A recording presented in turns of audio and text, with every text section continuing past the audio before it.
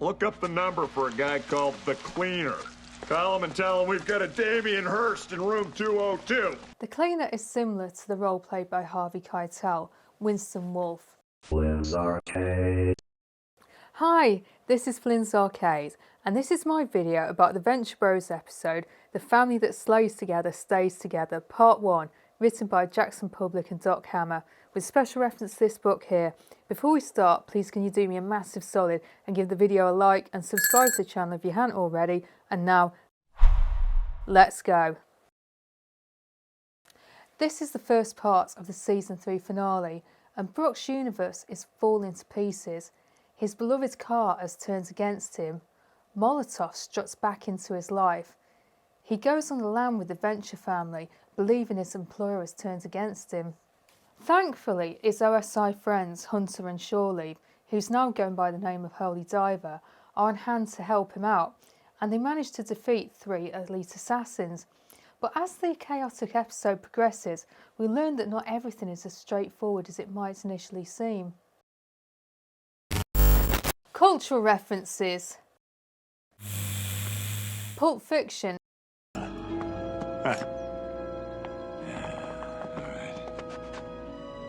Get that door shut and settle in. Some of the events in this episode appear to be heavily influenced by Pulp Fiction. The outfit worn by Brock after the incident with Go Fish is similar to the outfits worn by Jules and Vincent after their own incident in Pulp Fiction with Marvin. There is also mention of a cleaner who can remove Latour's corpse from the hotel room. The cleaner is similar to the role played by Harvey Keitel, Winston Wolfe. Damien Hirst. You want to make yourself even more useful? Look up the number for a guy called the Cleaner. Call him and tell him we've got a Damien Hirst in room 202. Damien Hirst is a British artist who was famous for preserving dead animals in formaldehyde.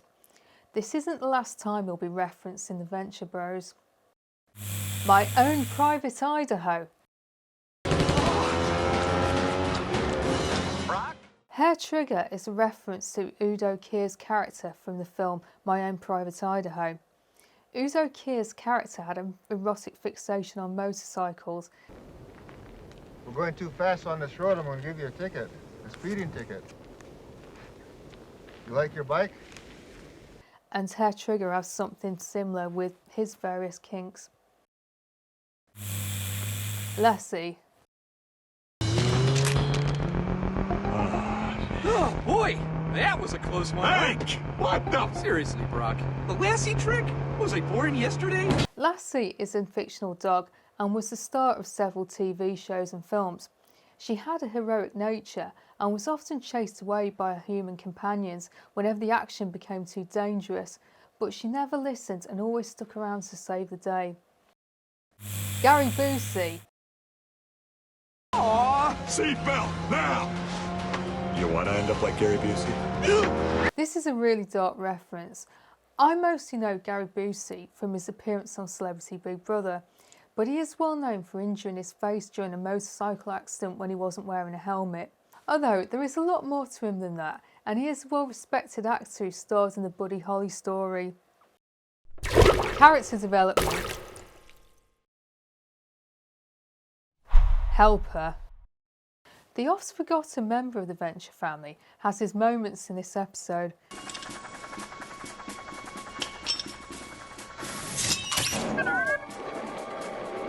Okay. He also proves his loyalty and bravery when he loses his legs saving the family when a damaged X1 has to make an emergency landing.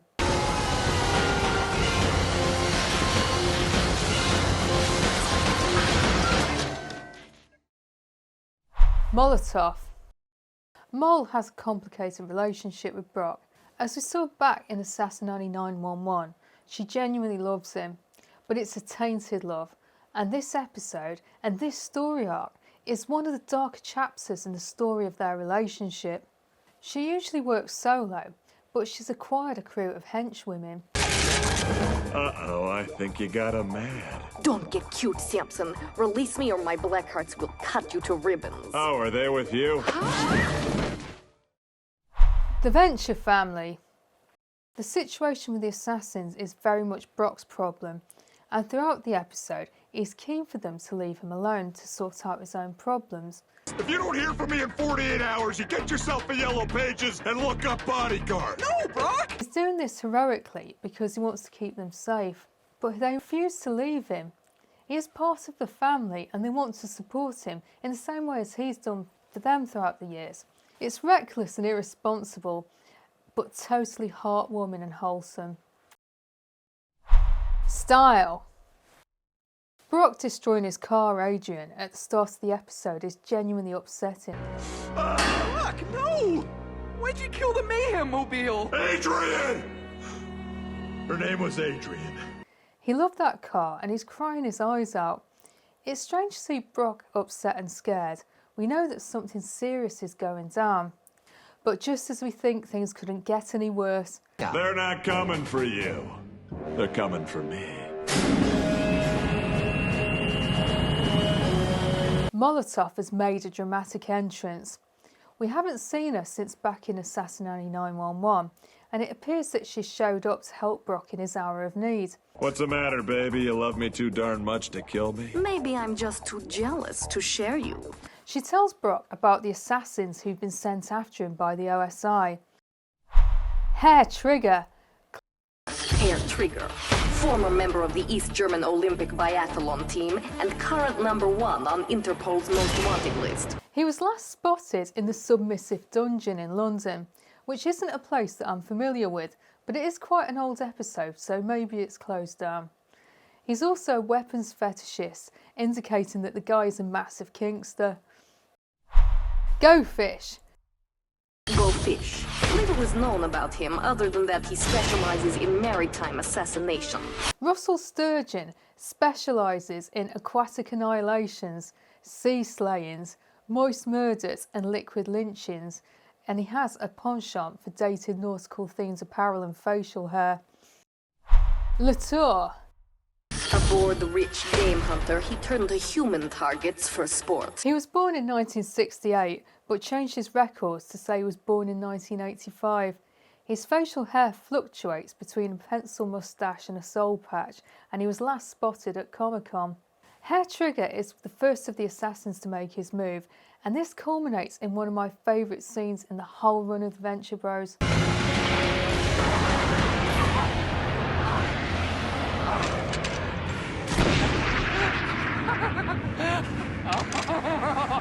The family call on one of the contacts provided by Hunter and meet up with two of Brock's old OSI colleagues. Well. Looky what the cat dragged in. Hey, Shoreleave. Long time No. Not my handle anymore. These days I'm called Holy Diver. Holy Diver is a reference to the 1983 song by the American heavy metal band Dio, and this was covered in 2007 by Killswitch Engage. The light-hearted and friendly presence of Holy Diver and Sky Pilot give the episode a much-needed breathing space after the confrontation with Hair Trigger, but they can't appear to fathom the severity of the situation, and they aren't particularly helpful. But they do set up this brilliant Chekhov's gun. We're not in the killing business anymore, Crocodile. We're in the saving business. But we have got the only weapon you'll ever need, friend. Let's go. Go Fish attacks Brock, and initially it appears that Holy Diver and Sky Pilot will be able to help out. But unfortunately, this happens. Initiate!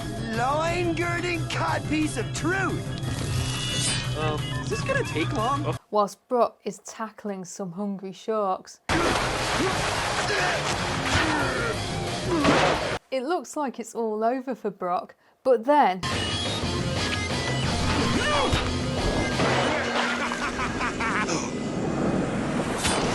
Is this a meta joke about jumping the shark? The family then go to a hotel to try and recover, only to encounter Latour. He attacks Brock, and it looks like Brock might have finally met his match, but then... The only weapon you'll ever need, friend. There's that Chekhov's gun. It looks like the nightmare is over. However... Well, that was fast. LAPD, open up! Freeze! The episode ends on a really ominous note. Unusually, there's no epilogue to lighten the tone of the ending. We just need to wait to see how things play out in part 2. Jokes! When Brock is having a long dark night of the soul and racking his brain for answers, Dr. Venture cranks out this gem. Give him time, boy. Thinking's new to him. Brock goes to visit his old mentor Hunter in Nightingales, and Dr. Venture takes quite a shine to Hunter. So, will you help me? Well, aren't you going to introduce me to your friend? Piss off, you horrible buzzard! Teachy fly, buzz! Only be a minute. Will you just wait out in the X1 with the boys? After the encounter with Go Fish, Dr. Venture has some relaxing me time in the bath. Son of a bitch! This is why Daddy has to drink to relax, boys. Dean, do we have a mini bar out there? Rating. So I'm going to give this episode an 8 out of 10. It's a strong episode and I really like the scene with Hair Trigger. I also like the jump in the shark scene, but I felt like the Latour section was kind of rushed in comparison. He wasn't as well developed as the other two assassins. Jackson had the idea for Latour when he drove all his friends crazy at Comic-Con one night by talking about Batman endlessly in a Parisian accent, which is pretty funny, but I would have liked the character to have had some more memorable traits than Latour had. I also can't help comparing this episode with part 1 of the season 2 finale, in which the Monarch and Sheila got married, and I felt it was a really important and special event, and this doesn't feel as strong as that, so that also reduces the score. Also as well, that episode included David Bowie, which is always going to be great. So, you know, it was quite a tough act to follow. So let me know what you think. Did you like The Assassins? If so, which one was your favourite?